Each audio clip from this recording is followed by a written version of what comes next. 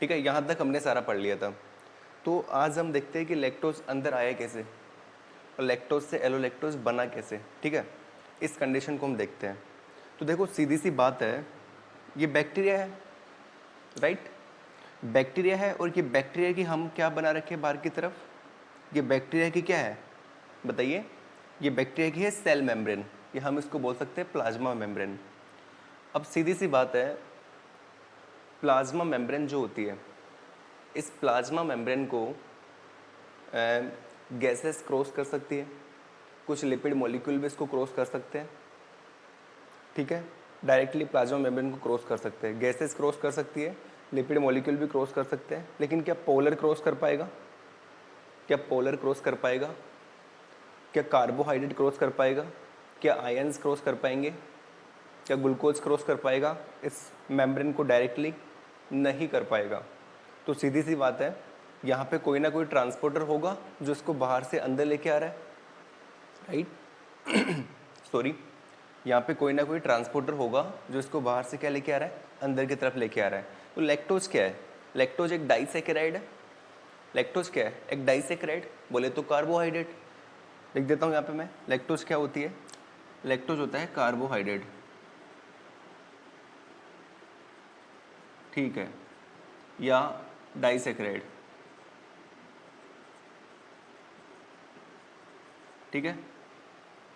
तो लैक्टोज जब डाइसैकेराइड है, कार्बोहाइड्रेट है, तो क्या ये डायरेक्टली क्रॉस कर जाएगा, इसको नहीं कर पाएगा, इसको ये डायरेक्टली क्रॉस नहीं कर सकता। तो सीधी सी बात है, कोई ना कोई ट्रांसपोर्टर होगा जो इस लैक्टोज को यहाँ से यहाँ लेके आ रहा है, राइट। तो उस ट्रांसपोर्टर का नाम क्या होता है, जो इस बैक्टीरिया की प्लाज्मा मेम्ब्रेन पे प्रेजेंट होता है और लैक्टोज को बाहर से अंदर की तरफ लेके आता है। तो प्यारे बच्चों, उस ट्रांसपोर्टर का नाम होता है लैक्टोज परमीज। ठीक है, मैं यहाँ पे उसको लिख देता हूँ। यहाँ पे बाहर की तरफ इस प्लाज्मा मेम्ब्रेन के ऊपर एक यहाँ पे ट्रांसपोर्टर होता है, ठीक है। मैं यहाँ पे इसको बड़ा बनाता हूँ, ये देखिए, ये एक ट्रांसपोर्टर होता है। क्या होता है ये, ट्रांसपोर्टर, ठीक है। ये जो ट्रांसपोर्टर होता है इसका नाम क्या होता है, इसका नाम होता है लैक्टोज परमिएज। इस लैक्टोज परमिएज, ये जो ट्रांसपोर्टर होता है, इस ट्रांसपोर्टर की मदद से ये आपका जो लैक्टोज है ना बच्चों, ये लैक्टोज क्या करता है, बाहर से अंदर की तरफ मूव कर जाता है, राइट। वैसे ही अगर मैं इसको ग्लूकोज देता हूँ, इस बैक्टीरिया को अगर मैं ग्लूकोज देता हूँ, मान के चलो मैंने इसको ग्लूकोज दिया, तो ये ग्लूकोज क्या डायरेक्टली इसको क्रॉस कर सकता है प्लाज्मा मेम्ब्रेन को, नहीं कर पाएगा। रीज़न क्या है, ग्लूकोज क्या होता है, कार्बोहाइड्रेट होता है, C6H12O6 CHO मतलब कार्बोहाइड्रेट। तो ये क्या डायरेक्टली क्रॉस कर पाएगा, नहीं कर पाएगा। तो इसके लिए भी क्या होता है, इस प्लाज्मा मेम्ब्रेन के ऊपर कोई ना कोई ट्रांसपोर्टर होगा, ठीक है। तो ग्लूकोज के लिए जो ट्रांसपोर्टर होता है उसको क्या बोलते हैं बच्चों, जो ग्लूकोज के लिए ट्रांसपोर्टर होता है उसका नाम होता है ग्लूट ट्रांसपोर्टर। क्या नाम होता है बच्चों, ग्लूट ट्रांसपोर्टर। अब ये ग्लूट ट्रांसपोर्टर जो होता है ना, ये अलग अलग सेल्स के ऊपर अलग अलग प्रेजेंट होते हैं। जैसे कि हमारी जो आरबीसी होती है, ये हमारी जो नॉर्मल बॉडी सेल होती है, उसके ऊपर ग्लूट 1 प्रेजेंट होता है। हमारी जो लीवर होता है, लीवर की जो सेल्स होती है उसके ऊपर मिलता है ग्लूट 2। ये हमारी जो ब्रेन की सेल्स होती है उस पर मिलता है ग्लूट 3। मसल्स की सेल पे ग्लूट 4 मिलता है। और आप ये भी याद रख सकते हो कि जो हमारी इंटेस्टाइन होती है उसकी जो सेल्स होती है वहाँ पर हमें मिलता है ग्लूट 5। और ग्लूट 5 जो होता है वो ग्लूकोज का कभी भी ट्रांसपोर्ट नहीं करता, वो फैक्टोज का ट्रांसपोर्ट करता है। इस चीज़ को आप नोट करके लिख ले, ठीक है। ये जो मैं बातें बोल रहा हूँ आप इसको एक अलग से नोट करके लिखे, ठीक है। तो ये बात आपको याद रखने की है। तो ग्लूकोज के लिए जो ट्रांसपोर्टर होता है प्लाज्मा मेम्ब्रेन के ऊपर, उसका नाम क्या होता है, ग्लूट ट्रांसपोर्टर, राइट। तो अब हमें एक बात पता चल चुकी है कि लैक्टोज अंदर आया किसकी मदद से, लैक्टोज परमेज की मदद से, ठीक है, राइट। लेकिन ये लैक्टोज परमेज यहाँ पे बना के कौन जा रहा है, ये जो लैक्टोज परमेज है ये बन कैसे रहा है, यहाँ पे कोई तो होगा जो इस लैक्टोज परमेज को बना के जा रहा है, ठीक है। तो जब हमने ये बात पूछी तो हमें पता लगा कि यार ये जो लैक्टोज परमेज होता है ना, ये इस लेक ओपेरोन का ही पार्ट होता है। मतलब यहाँ लेक ओपेरोन से ही लैक्टोज परमेज बन रहा है, ठीक है। तो इतना हमें पता लग गया कि लैक्टोज परमेज बन कहाँ से रहा है, लेक ओपेरोन से ही, ठीक है। चलो जी, ये बात हमें क्लियर हो गई। अब ये बनेगा कैसे इसको हम आगे डिस्कस करेंगे, लेकिन इतना हमें पता चल चुका है, ओके। अब दूसरी बात, ये लैक्टोज जब अंदर आया तो लैक्टोज एलोलैक्टोज में कन्वर्ट हुआ कैसे, कौन था जिसने लैक्टोज को एलोलैक्टोज में कन्वर्ट कर दिया। दूसरी बात, तो देखो लैक्टोज को एलोलैक्टोज में बदलने का काम करता है बीटा गैलेक्टोसाइडेज एंजाइम, ठीक है। बीटा गैलेक्टोसाइडेज एंजाइम आपने काफ़ी नाम सुना होगा कि ये जो लेक जेड होता है, इसके ट्रांसक्रिप्शन और ट्रांसलेशन से जो एंजाइम बनता है, उस एंजाइम का नाम क्या होता है, बीटा गैलेक्टोसाइडेज एंजाइम। वो बीटा गैलेक्टोसाइडेज एंजाइम क्या करता है, इस लैक्टोज को एलोलैक्टोज में कन्वर्ट कर देता है। लेकिन सबसे बड़ा क्वेश्चन हमारे पास ये है कि यार ये बीटा गैलेक्टोसाइडेज एंजाइम बना कैसे, ये लैक्टोज परमेज जो है ये बना कैसे, जब हमने इस बैक्टीरिया को लैक्टोज दिया ही नहीं था, जब हम लैक्टोज एब्सेंट इन मीडियम पढ़ रहे थे, जब हमने बाहर कोई लैक्टोज दिया ही नहीं, तब से ही बना के बैठे हैं, तब भी इसके पास में लैक्टोज परमेज था और अंदर बीटा गैलेक्टोसाइडेज था। तो कैसे पॉसिबल हुआ, हमने तो इसको लैक्टोज दिया ही नहीं, मैंने तो इसको लैक्टोज दिया ही नहीं था, उसके बावजूद भी ये लैक्टोज परमेज बना के बैठा था कि जैसे ही मेरा लैक्टोज आएगा मैं उसको अपने साथ बाइंड करवाऊंगा, अंदर की तरफ ले लूँगा, ठीक है जी। लैक्टोज अंदर की तरफ आएगा, बीटा गैलेक्टोसाइडेज एंजाइम को बोलूँगा चलो जी उसको एलोलैक्टोज में कन्वर्ट करो और अपना काम आगे करवाओ प्रोसीजर, ठीक है। तो ये हुआ कैसे, ये पहले से बना के कैसे तैयार बैठे हुए हैं, थोड़ा इसको समझिए हम। तो इसके लिए यहाँ पे एक नया कॉन्सेप्ट आने वाला है, कॉन्सेप्ट का नाम क्या है, लीकी ट्रांसक्रिप्शन। यह आपने सुना होगा बेसल लेवल ऑफ ट्रांसक्रिप्शन, या एक और नाम होता है मिनिमम लेवल ऑफ ट्रांसक्रिप्शन। तो आज हमारा टॉपिक यही रहने वाला है, क्या होता है लीकी ट्रांसक्रिप्शन, ठीक है। तो हम देखते हैं लीकी ट्रांसक्रिप्शन, जब तक कि आप इसको एक बार उतार लीजिए, ठीक है।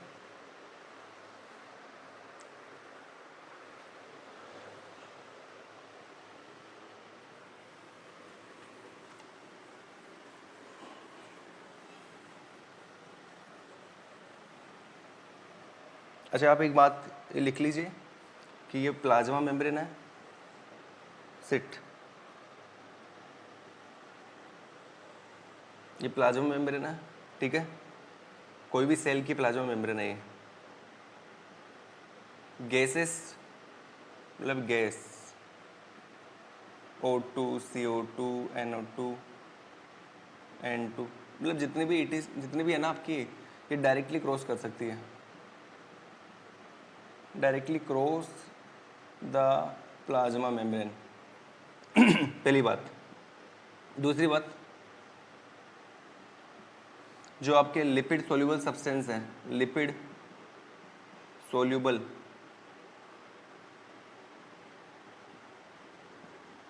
सब्सटेंस, ये भी डायरेक्टली क्रॉस कर सकते हैं। अच्छा, मैं आपसे पूछता हूँ, क्या आयंस डायरेक्टली क्रॉस कर सकते हैं, क्या आयंस डायरेक्टली क्रॉस कर सकते हैं, जैसे कि मैं बोलूँ H+ ion, OH- ion, K+, Na+, क्या क्रॉस कर सकते हैं डायरेक्टली, नहीं कर सकते। तो आयंस जब डायरेक्टली क्रॉस नहीं कर सकते तो इनके लिए क्या प्रेजेंट होता है प्लाज्मा मेम्ब्रेन के ऊपर, तो प्लाज्मा मेम्ब्रेन के ऊपर प्रेजेंट होता है चैनल्स, ठीक है। याद रखना है, चीज़ें याद रखने की है। अच्छा, पोलर मॉलिक्यूल, पोलर मॉलिक्यूल मतलब ग्लूकोज, लैक्टोज, ये जितने भी आपके कार्बोहाइड्रेट है ना, ये डायरेक्टली क्रॉस कर सकते हैं, नहीं कर सकते। तो इनके लिए क्या प्रेजेंट होता है प्लाज्मा मेम्ब्रेन के ऊपर, तो प्यारे बच्चों याद रखना, प्लाज्मा मेम्ब्रेन के ऊपर इनके लिए प्रेजेंट होता है क्या, ट्रांसपोर्टर। जैसे कि ग्लूकोज ट्रांसपोर्टर, लैक्टोज के लिए लैक्टोज ट्रांसपोर्टर, जिसको हम लैक्टोज परमेज भी बोल देते हैं, अभी थोड़ी देर पहले देखा हमने, ठीक है। ये याद रखिए आप। और भी आप जैसे और क्या हो सकता है, आयंस हो गया, पोलर मॉलिक्यूल हो गए। अच्छा, एक बात याद रखिए आप, एल्कोहल नाम सुना है, एल्कोहल नाम सुना है आपने, CH2OH। बच्चों एल्कोहल जो है ना ये पोलर मॉलिक्यूल है, लेकिन आपको जानकर हैरानी होगी कि ये डायरेक्टली प्लाज्मा मेम्ब्रेन को क्रॉस कर सकता है। उसके पीछे का रीजन पता है क्या है? क्योंकि यहाँ पे एक ही क्या है, OH ग्रुप है। कितना OH ग्रुप है? ओनली एक। इस एक OH ग्रुप के कारण आराम से इजीली ये क्रॉस कर सकता है, ज़्यादा दिक्कत नहीं आती है। ठीक है, अगर यहाँ पे मान लो 2 OH ग्रुप होते, 3 OH ग्रुप होते हैं तो दिक्कत पैदा करती। फिर से मैं आपको बता रहा हूँ, एल्कोहल जो होता है पोलर होता है, उसके बावजूद भी प्लाज्मा मेम्ब्रेन को क्रॉस कर सकता है। उसके बावजूद भी क्या कर सकता है? ये प्लाज्मा मेम्ब्रेन को क्रॉस कर सकता है। रीज़न क्या है? क्योंकि यहाँ पे एक ही OH ग्रुप होता है। अगर यहाँ पे एक से ज़्यादा OH ग्रुप होते हैं ना, जैसे कि आपके ग्लूकोज में देखिए OH ग्रुप ज़्यादा होता है एक से, लैक्टोज में देखिए ज़्यादा होते हैं, कार्बोहाइड्रेट कोई सा भी लीजिए OH ग्रुप उसमें ज़्यादा मिलेंगे, तो वहाँ पे वो प्लाज्मा मेम्ब्रेन को क्रॉस नहीं कर पाता। लेकिन यहाँ पे इजीली क्रॉस हो पा रहा है। क्यों? क्योंकि यहाँ पे OH ग्रुप कितना है? ओनली एक। तो आप ये बात याद रखिए कि एल्कोहल पोलर होता है, उसके बावजूद भी प्लाज्मा मेम्ब्रेन को क्रॉस कर सकता है। ठीक है, ये लो जी।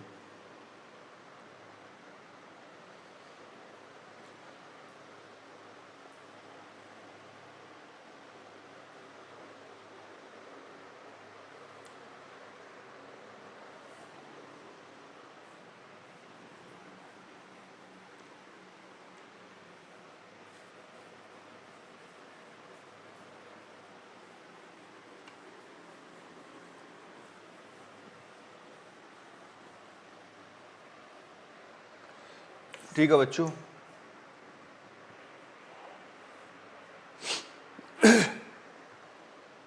लीकी ट्रांसक्रिप्शन या मिनिमम लेवल ऑफ ट्रांसक्रिप्शन, एक को नाम है इसका बेसल लेवल ऑफ ट्रांसक्रिप्शन। ठीक है,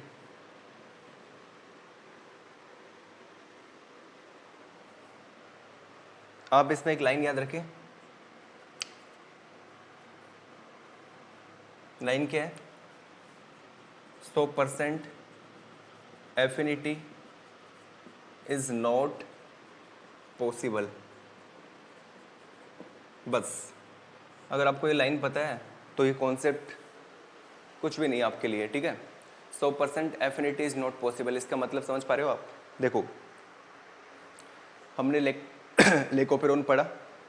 लेकोपेरोन में हमने ये देखा कि लैक्टोज की एब्सेंस में क्या होता है और प्रेजेंट में क्या होता है। तो अब आप याद करने का टाइम आ चुका है, आप एक बार रिवाइज करिए। मैं आपको रिवाइज करवाता हूँ। देखो, जब लैक्टोज एब्सेंट था उस कंडीशन में क्या हुआ बच्चों? लैक्टोज जब एब्सेंट था तो ट्रांसक्रिप्शन क्या था? ऑफ। ठीक है, क्यों? क्योंकि जब लैक्टोज एब्सेंट था तो हमारा जो रिप्रेसर प्रोटीन था वो एक्टिव था, और वो कहाँ जाके बाइंड कर रहा था? ऑपरेटर से जाके बाइंड कर रहा था। और ऑपरेटर से बाइंड करने के कारण जो हमारा आरएनए पॉलीमरेज था वो क्या नहीं कर पा रहा था? जीन के ट्रांसक्रिप्शन को ऑन नहीं कर पा रहा था। हमने बात पढ़ी थी, इसलिए जीन का ट्रांसक्रिप्शन क्या था? ऑफ। लेकिन यार मैंने यहाँ पे एक लाइन लिखी है, 100% एफिनिटी इज नॉट पॉसिबल। इसका मतलब पता है क्या है? कि जो वो हमारा रिप्रेसर प्रोटीन था ना, जो ऑपरेटर से जाके बाइंड कर रहा था, वो बाइंड करने के बाद दोबारा से डिसोसिएट हो जाता है। क्योंकि यार सीधी सी बात है, 100% एफिनिटी इज नॉट पॉसिबल। ऐसा हो ही नहीं सकता कि कोई मॉलिक्यूल किसी दूसरे मॉलिक्यूल के साथ जाके बाइंड करे और फिर कभी डिसोसिएट ही ना हो। 100% एफिनिटी पॉसिबल नहीं है, वो कभी ना कभी डिसोसिएट होगा। और जब वो डिसोसिएट हो जाएगा ना, हमारा आरएनए पॉलीमरेज आगे की तरफ बढ़ेगा और जीन के ट्रांसक्रिप्शन को ऑन कर देगा, और हमारे जो मेम्ब्रेन के ऊपर लैक्टोज परमिएज और जो बीटा ग्लैक्टोसाइडेज एंजाइम हमने बनाया था वो बन जाएगा, और हमारा जो आपका जो दोनों के दोनों डाउट है वो क्लियर हो जाएंगे। आपने कहा कि लैक्टोज परमिएज कहाँ से बना और बीटा ग्लैक्टोसाइडेज एंजाइम कहाँ से आया, तो दोनों के दोनों डाउट आपके क्लियर। कैसे? सीधी सी बात है सर, 100% एफिनिटी पॉसिबल नहीं होती है। जो हमारा रिप्रेसर प्रोटीन है वो आके बाइंड करेगा, फिर डिसोसिएट होगा तो हमारा आरएनए पॉलीमरेज आगे की तरफ बढ़ेगा और आराम से बीटा ग्लैक्टोसाइडेज बनाएगा, आराम से परिमेज बनाएगा। परिमेज जाएगा कहाँ पे? हमारी प्लाज्मा मेम्ब्रेन के ऊपर। और बीटा ग्लैक्टोसाइडेज का काम क्या होता है? हमारे लैक्टोज को एलोलैक्टोज में कन्वर्ट कर देगा। चलो जी, हो गया काम। तो इसको देखते आओ। ये देखो, देखो बच्चों, ये हमारा बैक्टीरिया है। ओके, अभी लैक्टोज एब्सेंट है, लैक्टोज एब्सेंट इन मीडियम। ठीक है, आ जाओ भाई, ये देखिए, ये प्रमोटर, ये रिप्रेसर प्रोटीन। देखो इसको आई से इंडिकेट भी करते हैं, इंड्यूसर। याद रखना, कई कई बुकों के अंदर आई लिखा होता है यहाँ पे, तो आप घबराना मत, आई मतलब रिप्रेसर प्रोटीन ही होता है वो। ठीक है, प्रमोटर, ऑपरेटर, लेक, जेड, वाई और ए। देखो हमने कहा क्या देखा था कि ये था ट्रांसक्रिप्शन से mRNA और ट्रांसलेशन से हमने रिप्रेसर प्रोटीन बना ली थी। ये लो जी, ये रिप्रेसर प्रोटीन, ये रिप्रेसर प्रोटीन कहाँ जाके बाइंड करी थी बताइए? ऑपरेटर पे बाइंड करी थी, जिससे हमारा जो आरएनए पॉलीमरेज था वो यहाँ के बाइंड नहीं कर पा रहा था, या कर पा रहा था लेकिन आगे मूव नहीं कर पा रहा था। ठीक है, यहाँ पे ये रिप्रेसर प्रोटीन आके बाइंड कर गई, आरएनए पॉलीमरेज यहाँ पे बाइंड करने में दिक्कत आ रही है। ठीक है, अब मैंने कहा 100% एफिनिटी इज़ नॉट पॉसिबल, मतलब ये रिप्रेसर प्रोटीन जो यहाँ पे बाइंड किया है कुछ टाइम बाद में, आफ्टर सम टाइम, ये यहाँ से डिसोसिएट होगा। ये लो जी, रिप्रेसर प्रोटीन डिसोसिएट हो गया। डिसोसिएट जब हो गए तो यहाँ पे देखो, जब यहाँ से डिसोसिएट हो जाएगा ये, तो हमारा आरएनए पॉलीमरेज है वो इजीली यहाँ आके बाइंड करेगा। ये लो जी, बाइंड कर गया, और जीन का जो ट्रांसक्रिप्शन है वो ऑन कर देगा। जीन का जो ट्रांसक्रिप्शन है वो ऑन कर देगा, जीन ट्रांसक्रिप्शन क्या हो जाएगा? ऑन। तो इस तरह के जो ट्रांसक्रिप्शन को बोलते हैं, पता है क्या? इसको बोलते हैं लीकी ट्रांसक्रिप्शन। इस तरह के ट्रांसक्रिप्शन को क्या बोलते हैं? Leaky transcription. राइट है, बहुत ईजी बात है। तो ये छोटी सी कहानी थी लीकी ट्रांसक्रिप्शन, या मिनिमम लेवल ऑफ ट्रांसक्रिप्शन, या बेसल लेवल ऑफ ट्रांसक्रिप्शन। ठीक है, क्या याद रखना है? Only 100% affinity is not possible. फिर हमने वही देख लिया, lactose absent in medium. Lactose absent होगा तो कहानी देखो वही सारी कहानी रहेगी। बस आपको क्या याद रखना है? 100% एफिनिटी इज नॉट पॉसिबल। यहाँ बाइंड करेगा, डिसोसिएट होगा, आरएनए पूल में जाके बाइंड करेगा, आगे की तरफ मूव करेगा, जीन के ट्रांसक्रिप्शन को ऑन कर देगा।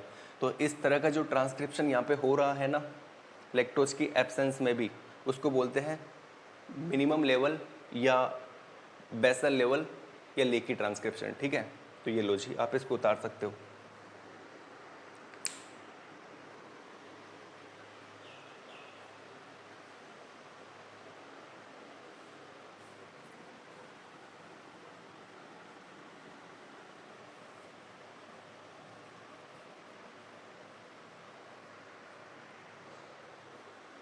ठीक है, तो हमने आज ये टॉपिक पढ़ लिया है।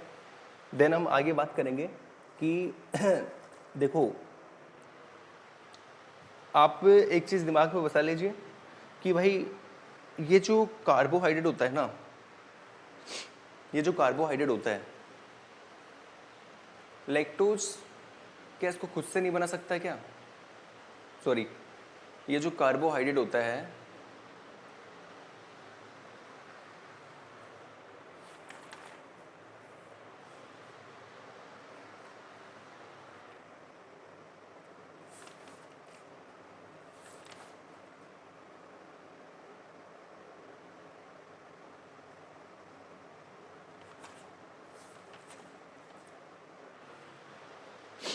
नेक्स्ट हम पढ़ने वाले हैं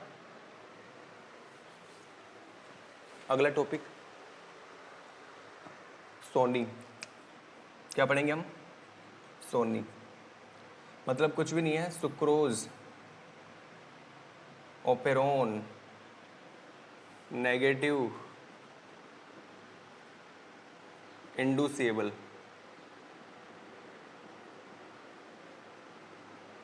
देखो एक ओपेरोन पढ़ा है आपको मैंने, कौन सा?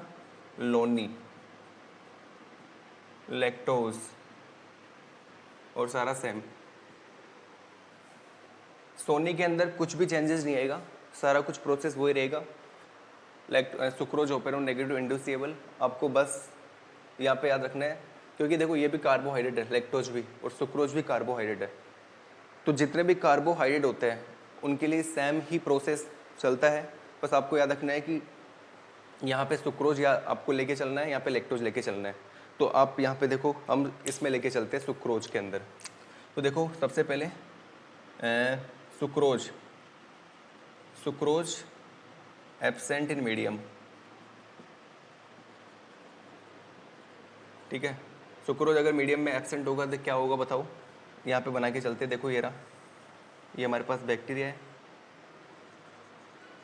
ये हमारे पास बैक्टीरिया है बच्चों, ये देखो जी जीन,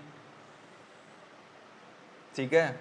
यहाँ पे वही प्रमोटर रिप्रेसर प्रोटीन, यहाँ पे वही प्रमोटर ऑपरेटर, और यहाँ पे हमारे पास जीन, ठीक है। यहाँ देखो सेम प्रोसेस होगा, ट्रांसक्रिप्शन, ट्रांसलेशन से प्रोटीन बनेगी, ये प्रोटीन यहाँ जाके बाइंड करेगी बाइंड करेगी तो हमारा आरएनए पॉलीमरेज यहाँ आके बाइंड नहीं कर पाएगा, जीन का ट्रांसक्रिप्शन क्या रहेगा, of. Sucrose absent in medium, जैसे सुक्रोज मीडियम में एब्सेंट होगा, ठीक है।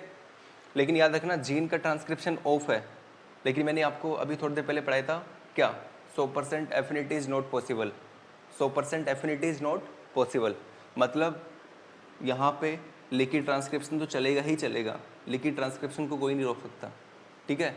तो सुक्रोज परिमेज बनेगा, सुक्रोज अंदर आएगा, वो सारी बातें सेम रहेगी, ठीक है। तो ये तो आपको पता होना चाहिए। अब हम दूसरी कंडीशन ले लेते हैं, सुक्रोज प्रेजेंट इन मीडियम।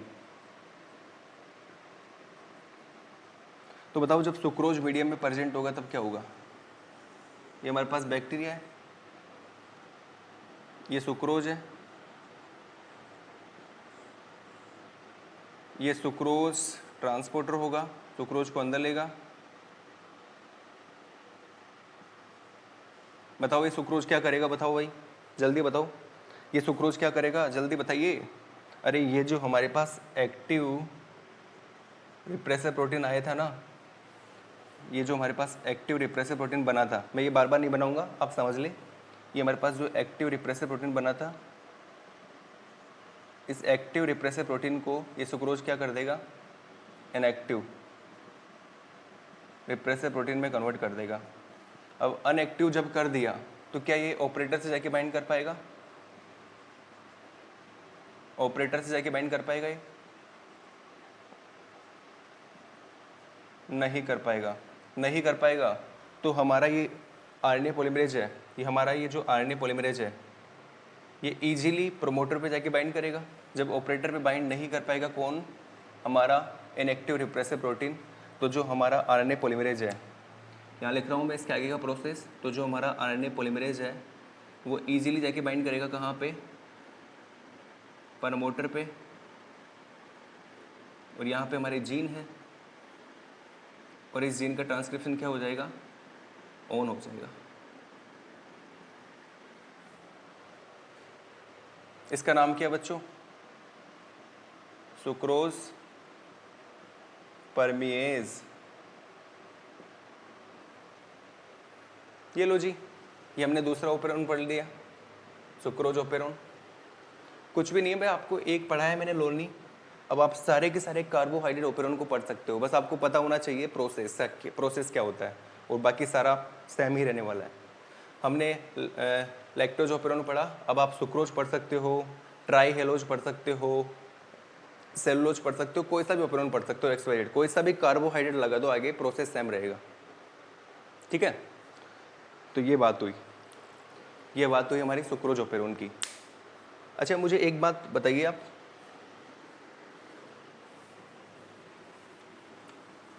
ये तो शायद आपको पता होगा, जिन बच्चों को नहीं पता वो इस चीज को लिख ले।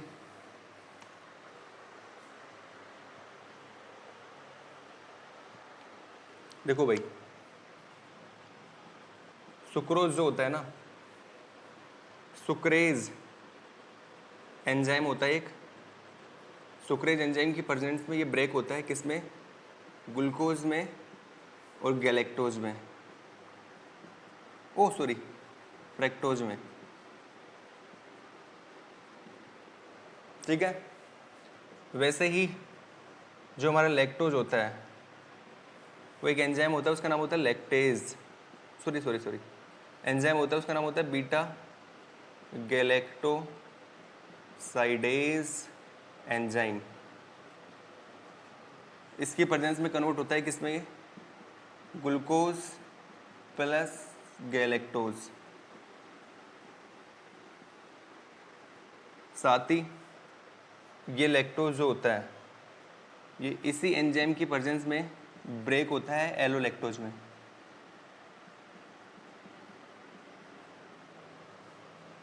और एलोलैक्टोज क्या होता है, ये एक इंड्यूसर होता है जो बाइंड करता है किसके साथ में, रिप्रेसर प्रोटीन के पास में, रिप्रेसर प्रोटीन के साथ में। कैसी रिप्रेसर प्रोटीन, एक्टिव, और उसको कन्वर्ट कर देता है किसमें, इनएक्टिव रिप्रेसर प्रोटीन में। लिख लो इसको भी, बहुत इंपॉर्टेंट है। ये हमने 2 ओपेरॉन कंप्लीट कर दिए। आज के लिए इतना ही, फिर अगली क्लास में मिलते हैं दोबारा। अब आपको देखो एक और चीज़ बता देता हूँ मैं। हमने 2 ओपेरॉन तो पढ़ लिए, लेकिन इसके साथ में हमने और भी ओपेरॉन कंप्लीट कर लिए। फॉर एग्जाम्पल आप चेंज करना और लिख के लेके आना सारा कुछ। मैं केवल नाम बदल रहा हूँ और सारा सेम रहेगा। 3rd है टोनी, T से ट्राई हेलोज,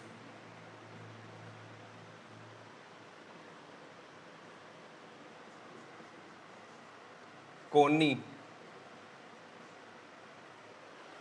क्या है कोनी, बोले तो सेलुलोज।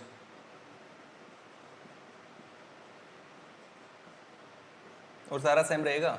तो आज हमने ये 4 ओपेरॉन पढ़ लिए, ठीक है। लोनी हो गया कंप्लीट, सोनी हो गया, टोनी आप करके लेके आओगे, कोनी आप करके लेके आओगे। करना कुछ नहीं है, बस यहाँ पे ट्राई हेलोज कर देना है, सेलुलोज कर देना है, आगे का प्रोसेस सारा सेम रहेगा।